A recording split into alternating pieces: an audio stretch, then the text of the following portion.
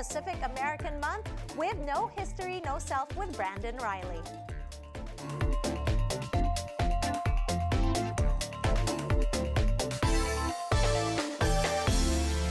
Until very recently, we Filipino Americans would describe ourselves mainly as Asian Americans, much like our sisters and brothers all across the U.S. who descended from Asian immigrants.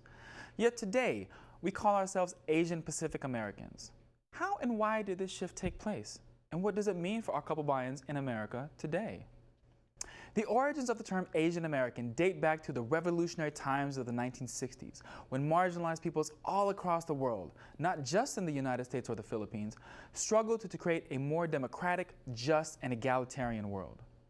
In the U.S., one phase of this history was the Asian American movement, a campaign by Chinese Americans, Filipino Americans, Japanese Americans, and others to achieve full citizenship in an America where we were politically and culturally marginalized.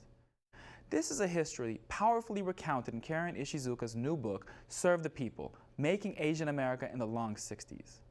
It was this campaign that transformed the disparate, isolated communities of immigrants of Asian descent, often lumped together under the racist term Oriental, into the collective being we have since become.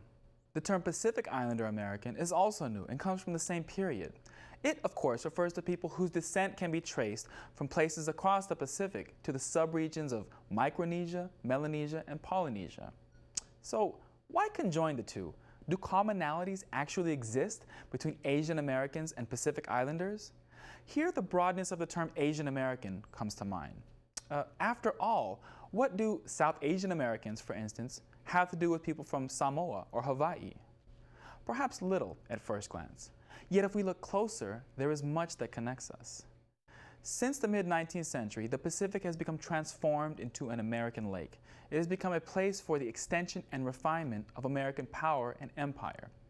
To put things in very brief chronological fashion, Japan was opened in 1853, Hawaii became a territory in 1898 and a state in 1946, the Philippines a colony from 1898 to 1946, the Mariana Islands a colony from 1898 until today. Japan was occupied from 1947 to 52. Nuclear testing was conducted in the Marshall Islands during the Cold War.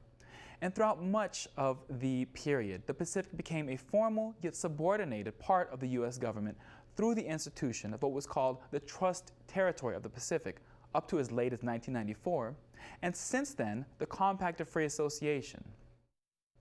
Many of the peoples from these widely dispersed areas, along with many others in Asia and the Pacific, have decided to immigrate to the U.S. They are the children of America's empire. And it is in the U.S. that they have supplied their racialized sisters and brothers from Asia and the Pacific with the appellation that best describes who they are and which best points to our future, Asian Pacific American. Filipino Americans have had a particular and important position in this as this political struggle has played out. Unsure about whether we were Oriental in the 50s, Pacific Islander in the 70s, or Asian in the 90s, we checked each of the boxes along the way. In our confusion, we happened to have stumbled on the correct answer every time. Because in America, we were neither fully Asian American nor Pacific Islander American alone. We were both. And yet, at the same time, we were still distinctly Filipino. We were the quintessential Asian Pacific Americans all along.